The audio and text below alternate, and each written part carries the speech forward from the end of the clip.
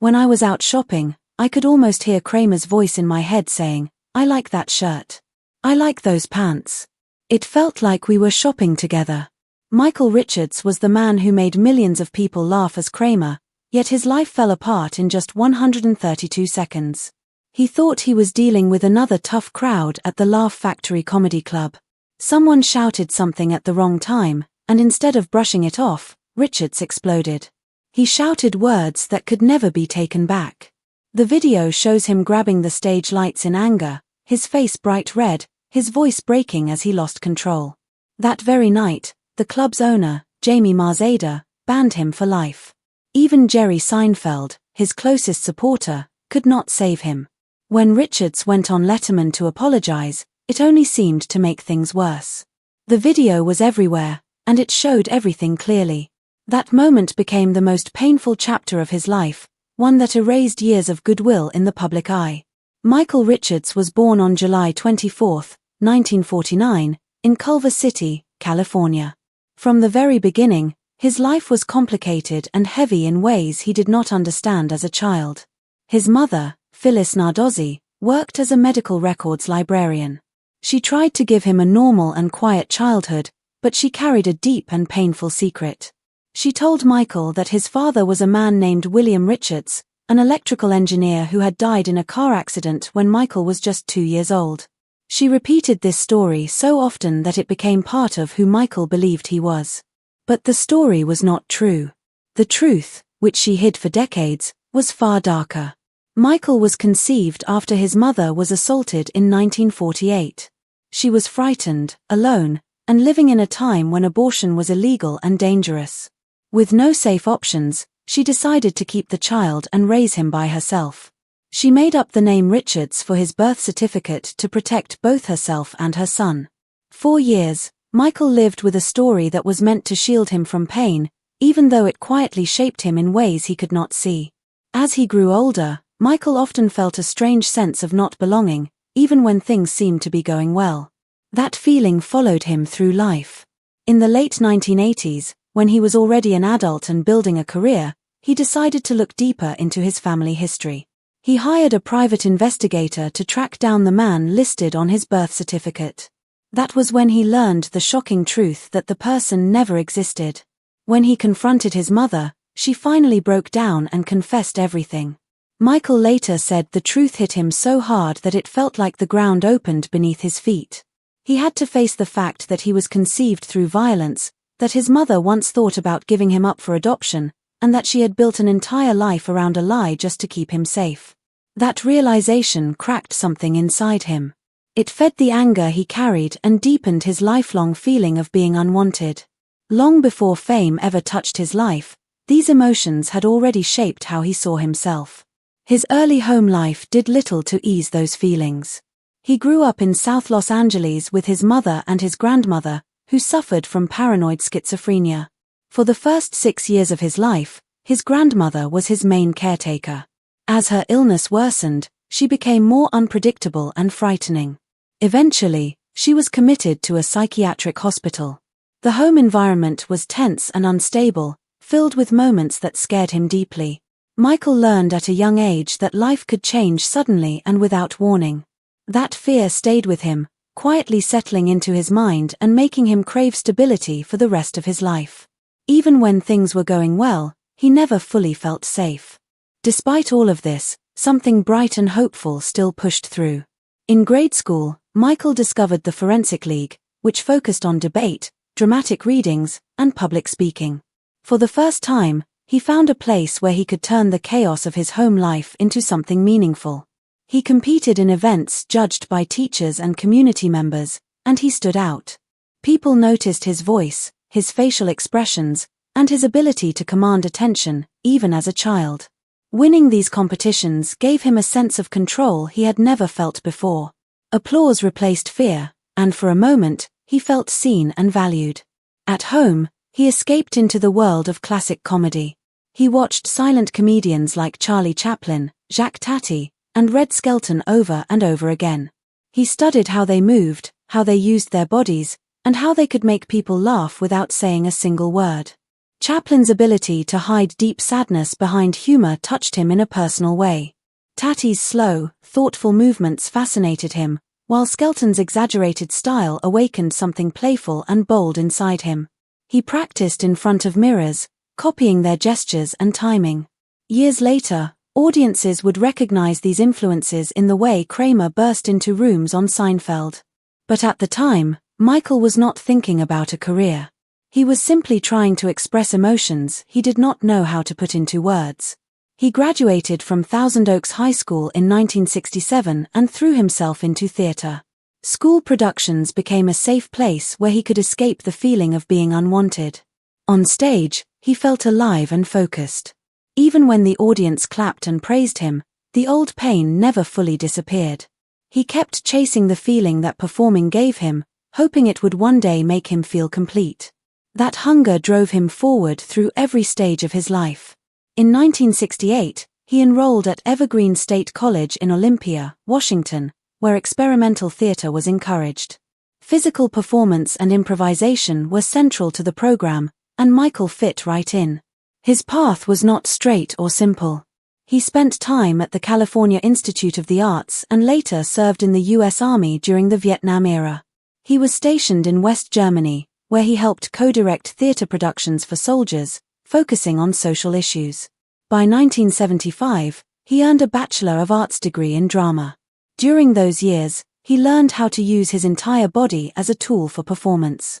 He worked in an improved act with Ed Begley Jr. and became known on campus as the funniest person around. For the first time, people outside his school circle began to notice his talent. Around this period, he experienced his first taste of national attention. On November 11, 1967, he appeared on The Dating Game. He did not win the date, but viewers noticed his odd, charming sense of humor. At the time, the show was hugely popular and helped launch many entertainment careers. For Michael, standing in front of the cameras was exciting and terrifying at the same time. He made people laugh, but inside, he still carried the weight of his family's hidden truth. That mix of confidence and insecurity stayed with him for years. While still in college, he tested himself in stand-up comedy. He performed in dorm lounges and small clubs, building routines around strange characters, odd voices, and explosive physical movements. Friends compared his energy to Robin Williams and Andy Kaufman.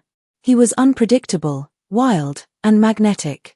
Those early performances taught him how it felt to control a room without a script, a skill that would later define his television work. Money was always tight. He worked odd jobs, including delivery work, just to survive. After leaving the army, he relied on the GI Bill to continue his education. Financial stress reminded him of the instability of his childhood and deepened his fear that he did not deserve success. Still, he kept going and kept performing, determined to turn his pain into something meaningful. In Seattle, he joined avant-garde theater groups that explored themes like mental illness, which closely mirrored his own childhood experiences. These performances were deeply physical and emotional. He learned how to turn vulnerability into strength and how to make audiences laugh while also making them feel something deeper. These experiences shaped the unique comedic identity that would later make him famous. In 1975, after graduating, Michael moved to Los Angeles with big dreams and almost nothing else. He had no money, no strong connections, and no clear plan. Rejection came quickly and often. Each rejection felt personal, echoing his lifelong belief that he was unwanted. Even so, he pushed through small roles and endless auditions, hoping for a breakthrough. In 1979, he finally caught a break with an appearance on Billy Crystal's HBO special, a live sketch comedy show. His elastic facial expressions and improvised rants stood out immediately. That performance changed how people saw him. He was no longer invisible. From 1980 to 1982, he appeared on Fridays, a late-night sketch comedy show on ABC. The show was chaotic and unpredictable, and Michael thrived in that environment. He worked alongside Larry David, who would later help create Seinfeld. Richards became known for his intense physical comedy and commitment to bizarre characters. One infamous live episode involved Andy Kaufman refusing to deliver his lines, leading to on-air chaos that people still talk about. Fridays taught Michael how to think fast, stay in character, and survive the pressure of live television. His first film role came in 1982 with Young Doctors in Love, a comedy parody directed by Gary Marshall. The film did well financially, and Michael's role as a clumsy intern earned laughs. It did not make him a star, but it kept his career moving forward. Throughout the 1980s, he appeared on shows like Cheers and Saint Elsewhere. These roles were small but important, keeping him visible in Hollywood. Still, he struggled to break out of being typecast and often faced long periods without work. The pressure, combined with personal struggles, led to the end of his first marriage in 1992. Loneliness and self-doubt returned, but comedy remained his anchor. He continued working with the Groundlings, a famous improved group, where many of Kramer's signature movements began to take shape. He practiced physical exercises, strange walks, and sudden bursts of energy. He watched others find success and wondered when his moment would finally come. Despite the uncertainty, he kept showing up and performing, refining a style that was strange, bold, and unforgettable. In 1989, Michael Richards walked into an audition room knowing his chances were slim. Larry David initially imagined a quieter character, but Jerry Seinfeld insisted on Richards because he remembered his raw energy from Fridays. During the audition, Michael did not simply read the lines. He turned the moment into a performance, doing handstands, cartwheels, and finally walking backward out of the room as if the character was pulling him away. The entire audition lasted only a few minutes, but everyone in the room knew they had just seen something special. That mix of chaos, control, and vulnerability made it clear that Michael Richards was the only person who could bring Cosmo Kramer to life. Once he got the role, the show carried that special spark for the next 10 years. But Michael Richards did not just play Kramer, he carefully built him from the outside in. He started with the clothes. The network wanted Kramer to look neat and polished, but Richards refused. He felt that Kramer should look like someone who lived slightly out of step with the world. So he drove all over Southern California, stopping at thrift stores and secondhand shops. He searched for old shirts from the 1970s, bowling-style prints, loose pants, and trousers that sat just a little too high above the ankles. He collected more than 60 shirts and jackets but only 2 pairs of shoes. Both were Doc Martens. He chose them because they helped him slide across Jerry's apartment floor, almost as if Kramer was floating instead of walking. At one point, he even painted the boots with white stars, then painted over them again in black when the look felt wrong. Nothing was accidental. He kept Kramer's hair wild and tall, pulling it upward while keeping the sides neat, creating that unforgettable height that made Kramer stand out the moment he entered a room.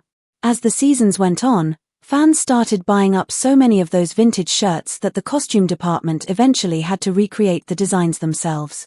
Richards left his mark on every detail, creating a character who looked like he had wandered in from another era. When the pilot episode aired on July 5, 1989, Richards made an impact immediately. He burst into Jerry's apartment with the sliding entrance that later became iconic. At that time, the character was called Kessler because they were not yet allowed to use the name Kramer, but the personality was already there. He moved as if gravity worked differently for him. Even though the show's ratings were low at first, people kept talking about that strange neighbor who seemed to steal scenes simply by walking into a room. Richards improvised often, adding small moments that were not in the script. One early example was the Assman joke, which showed that he was not just delivering lines but creating moments that viewers would remember forever. Awards soon followed. In 1993, Richards won his first Emmy Award for the episode The Junior Mint, where Kramer accidentally drops a mint into a patient during surgery. The moment was pure physical comedy and instantly became legendary. In 1994, he won another Emmy for The Mango. Then, in 1997, he won his third Emmy for The Little Kicks, where Kramer's awkward dance became one of the most replayed moments in television history. Long before social media existed, that clip was shown again and again in reruns, reaching millions of viewers. No other cast member from Seinfeld won 3 Emmys. Richards stood alone in that achievement, and it showed how much his physical comedy elevated the entire show. Kramer's popularity was not limited to Seinfeld alone. Between 1993 and 1997, Richards appeared in crossover episodes on Mad About You. One especially memorable moment involved Kramer accidentally starting a rickshaw fire. That week, ratings for both shows jumped by 15%. It proved that Kramer's energy worked anywhere, even in a different sitcom world. The crossover became one of the smartest moves in television at the time, using Richards's presence to bring audiences from one show to another. Then came Festivus. In 1997, the episode The Strike introduced the aluminum pole and the strange holiday that fans still celebrate today. That year, Seinfeld averaged around 30 million viewers per episode. Almost instantly, Festivus escaped the screen and entered real life. People began joking about airing grievances and performing feats of strength. It fit perfectly with Seinfeld's style of turning ordinary, everyday situations into something bigger and funnier. Kramer had a special ability to make even simple settings feel like full stories. A scene with him inside a Chinese restaurant could feel like a short film. That talent helped shape the tone of the entire series. But success also came with shadows. In 1998, NBC reportedly offered Richards a spin-off deal worth about $1 million per episode. He turned it down. He was afraid of being trapped as Kramer forever. He wanted to show more range and explore other kinds of roles. Still, when his own show finally launched in 2000, it lasted only 2 months before being cancelled. The failure hurt deeply. It confirmed his fear that escaping Kramer's shadow would be far more difficult than he imagined. Financially, Seinfeld made him incredibly wealthy. By 1997, he was earning around $600,000 per episode. In the final season alone, he made about $13 million. Over his lifetime, his earnings from the show were estimated to be between $40 and $46 million. Yet despite all that money, Richards later admitted he never felt fully satisfied. He always believed he could do better. The love from fans did not silence the doubts in his own mind. He lived with a strange mix of massive success and quiet sadness that followed him for years. Behind the scenes, Richards also influenced the show in important ways. In 1994, he pushed for more physical comedy in the episode The Bottle Deposit. On the spot, he improvised the backward bottle-carrying routine. The writers had not planned it, but it became the most memorable part of the episode. Later, the episode received an Emmy nomination. His creative choices sometimes caused tension with Jerry Seinfeld, who preferred sticking closely to the script. Still, those disagreements often led to the biggest laughs, proving that Richards's instincts were usually right. Real pain often made its way into his performances as well. In 1993, during an event at the Friars Club, Richards badly injured his knee while doing a basketball stunt. He needed surgery and had to wear a leg brace for months. Instead of hiding it, he worked the injury into Kramer's physical movements. Audiences laughed because it felt real and natural, without knowing they were watching genuine pain turned into comedy. Off-camera, Richards lived very differently from his wild on-screen character. He avoided Hollywood parties and spent most of his time alone, painting or writing. Even at the height of Seinfeld's success, he preferred solitude. Over time, that isolation grew heavier. He also turned down 2 opportunities to host Saturday Night Live because the pressure felt overwhelming. Later, he explained that deep emotional wounds from his childhood made intense public attention hard to handle. Learning that he was conceived through violence left him struggling with anger and self-worth. Being under bright lights made those feelings stronger, not quieter. So he pulled inward and carried that weight silently. Even Kramer's look continued to evolve. In 1995, Richards suggested giving the character a ponytail. Test audiences laughed so hard that producers worried it would distract from the story. In the end, the idea was dropped, and Richards helped shape the mullet instead. The mullet became one of Kramer's most recognizable features, another small detail that Richards carefully crafted.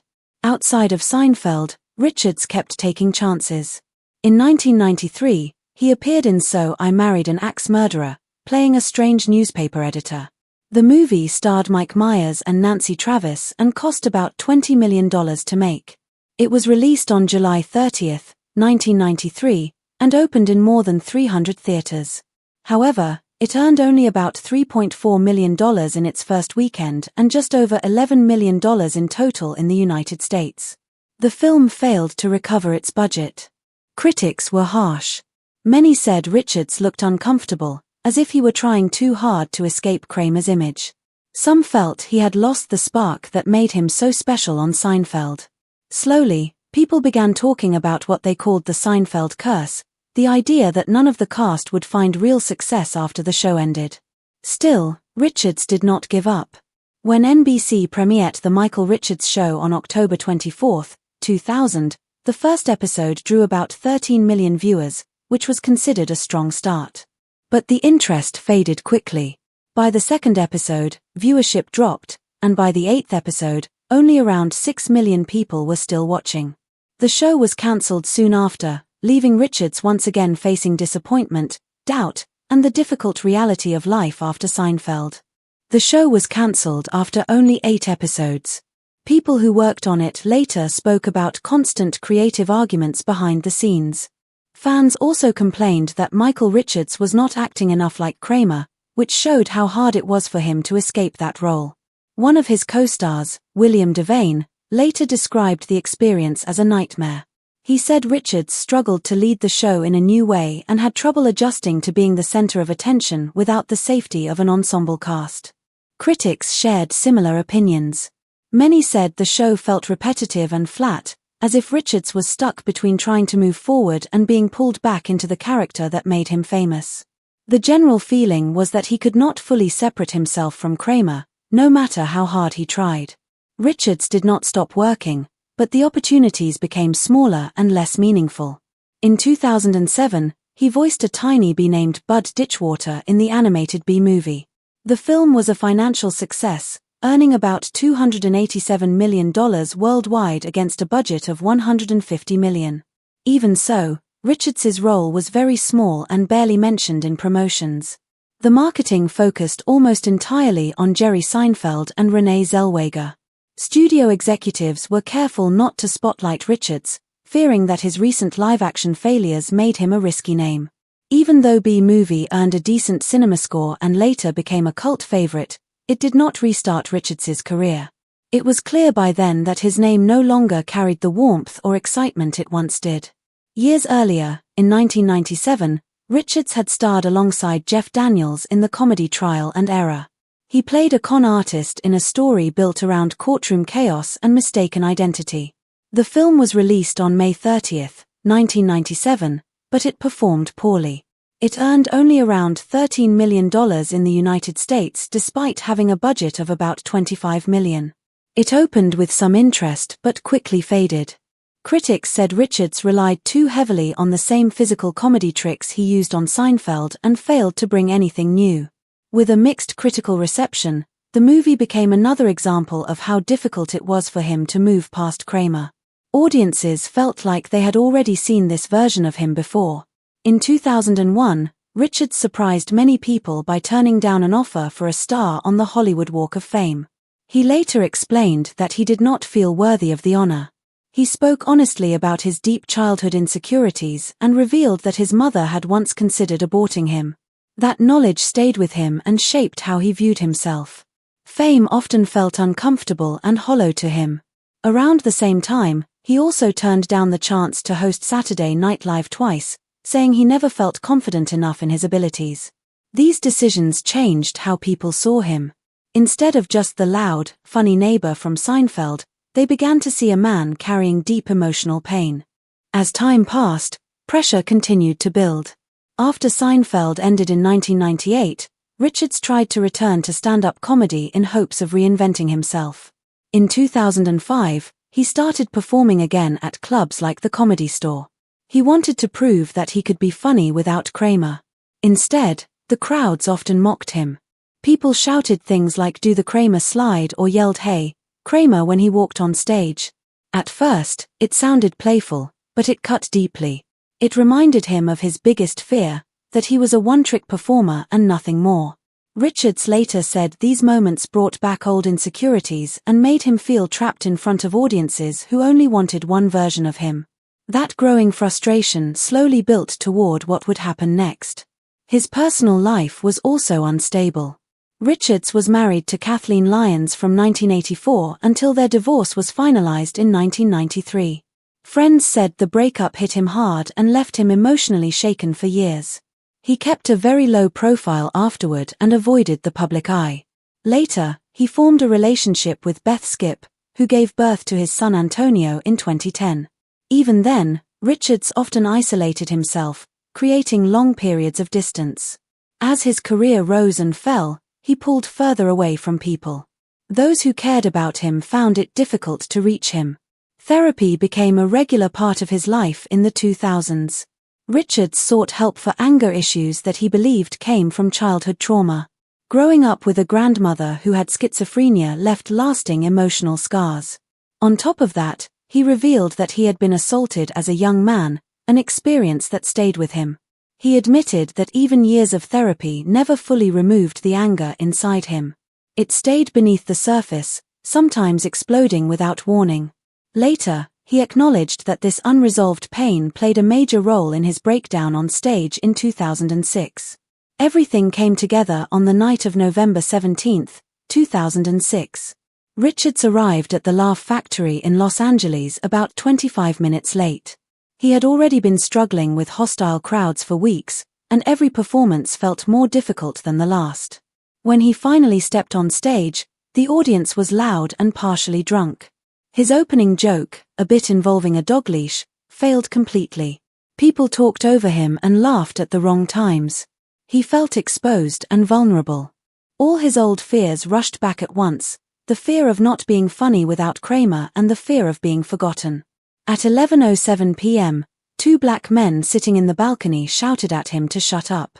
Richards snapped almost instantly. He shouted for them to be thrown out. The mood in the room changed immediately. Within 30 seconds, he used a racial slur for the first time. Witnesses later said his entire body seemed to change, as if anger had taken control. The room went silent. Some people began recording with their phones. About a minute into the rant, Richards shouted one of the most disturbing lines of the night, referencing lynching, a painful and violent part of American history. People gasped. Some stood up and prepared to leave. His hands shook as he pointed at the hecklers, his voice filled with rage that had nothing to do with comedy. At around 1 minute and 45 seconds, things escalated further. A heckler shouted that Richards was not funny and had never had a successful show or movie. That comment struck the deepest nerve. His failed sitcom from 2000 still haunted him, and hearing that accusation pushed him over the edge. Richards repeated the racial slur several more times in a burst of uncontrolled anger. His face turned red, and his voice cracked.